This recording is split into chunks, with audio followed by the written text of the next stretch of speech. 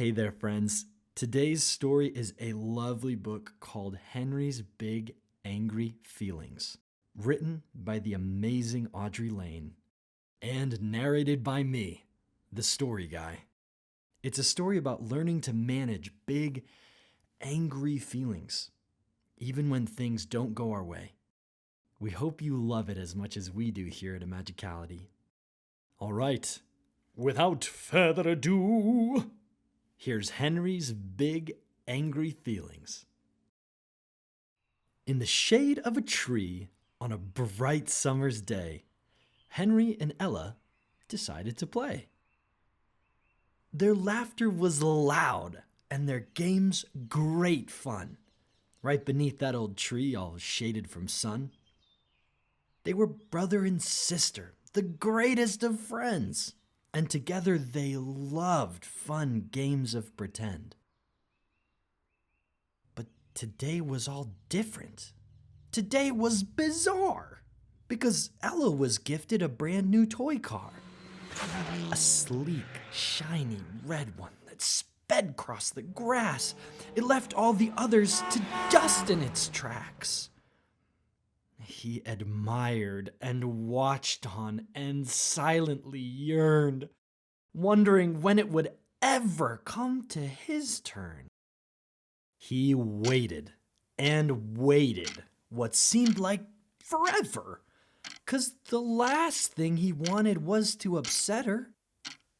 Can I please play with the car? Henry asked nicely. He remembered his manners, remembered it precisely. Her grip round the car tightened just a bit. Not now, Henry. Would you just quit? His face went red.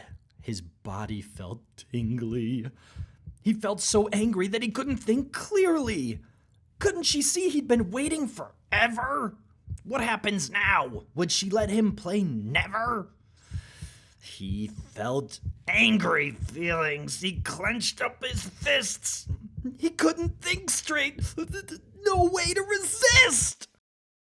Just then Robbie Rabbit was hopping on by when he noticed the scene and stopped to say hi.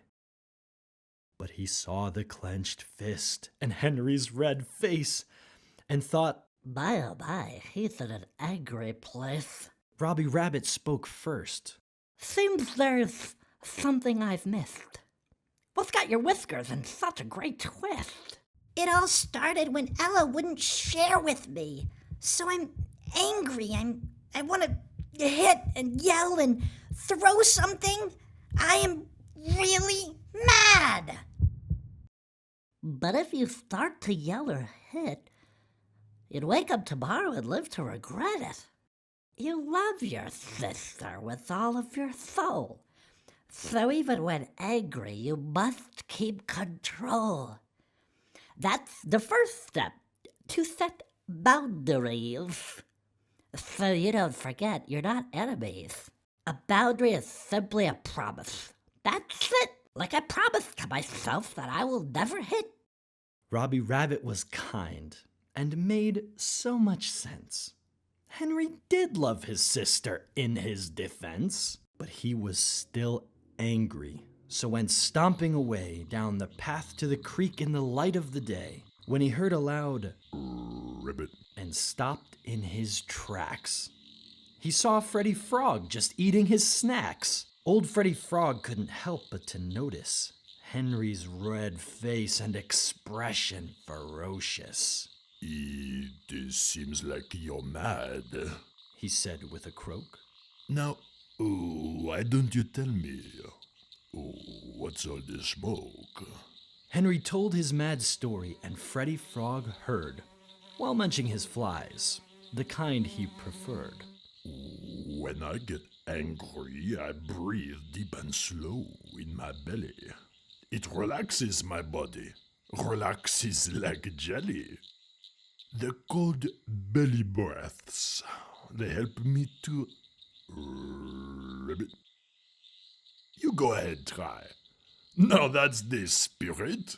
Henry took a deep breath, pushing out with his belly, and felt some of his anger melt away like jelly. He felt a bit better, he had to admit, but he still felt some anger. That wasn't just it. He thanked Freddy Frog and walked off in his feels, still thinking about toy automobiles. Then from high in a tree, he heard a great hoot. It was Oscar the Owl, high up in view. "Dear son, what's the matter?" He called out to the lad. "You've no smile at all. Why, you look quite mad." For the third time today, he decided to share. Concluding his story, It's just so unfair. he decided not to hit. He'd even belly breathed. But deep down inside, his anger still seethed.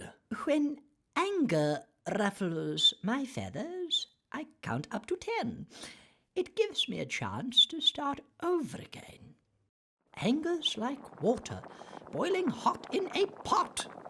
When you count up to 10, you give it a spot.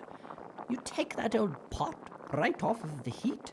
You stop water boiling over. Isn't that neat? Just like boiling water, we sometimes get mad. But counting gives us time to calm down, young lad. Go ahead, try. Count up to 10. I think you'll soon find that you'll try it again." Henry thought for a moment, then put to the test, counting up to 10 as he'd suggest. 1, 2, 3, 4, 5, 6, 7, 8, 9, 10. When he finished his count, he cracked a sly smile. I guess you were right. Maybe by a mile. He gave a big hoot of great satisfaction. Anger doesn't define you, but what does? Your reaction. He gave a big thanks and walked away grateful, because after all that, it felt much less painful. Henry felt much more calm and more in control. He'd learned some cool stuff and set a new goal. He'd set boundaries, breathed, and counted. But one thing remained that he hadn't accounted. He felt strange feelings that weren't angry or mad. He couldn't make sense of these feelings he had.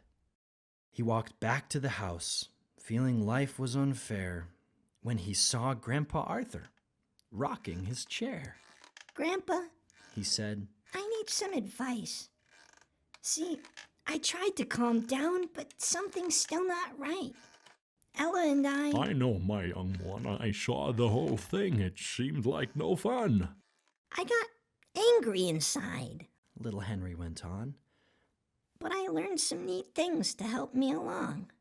I learned that my boundaries can help prevent trouble, that I won't hit or shout, that only makes it double. I learned that breathing from my belly can help me calm down, and counting to 10 is helpful, I found. But after all that, I still feel quite strange. I feel deep inside that something has changed. Grandpa looked with a smile and told him true. When I feel angry inside, I try a little trick, I do. I use a new word to describe how I feel, and often I find there's a nice big reveal. That what I thought was my feeling was not quite the right word. It's deeper and different than the one I had heard. So I'll say disappointed instead of I'm mad, or disrespected, frustrated, or even quite sad. Now you try, my boy, give it a go. Think hard on your feelings, and then let me know. Henry thought for a moment, then came to himself. I don't think I'm mad, Grandpa. I feel something else. I think I felt disappointment. I felt hurt and sad. When she didn't share with me, it made me feel bad. Grandpa looked pleased and gave a big grin. I'm proud of you, lad, for looking within. Now go ask your sister if when she is through, you can play with the car and have it turned too. But no matter the answer, try your very best Not to lose control. Put your tricks to the test. He returned to Ella, nervous at first, hoping for good news, but expecting the worst. Ella, when you're through, can I have a go? I really love toy cars, and I promise to go slow. Ella thought for a moment, and Henry kept calm. Then she took the car and held out her arm. At last, it was his turn. He'd learned to control that emotion called anger, that beastly old troll. He at last felt so happy he gave her a hug before zooming off with the car like a bumblebug. The end. Hey there, Magicality fans. Thank you so much for listening to this wonderful book written by Audrey Lane and narrated by me, the Story Guy. If you loved this book and want a copy of your own, check out the link in the description. If you want to hear more stories, check out our YouTube channel. You can also write us and let us know what you liked about this one. We try to answer all the fan mail. Your support means everything to us. As always, thanks for watching.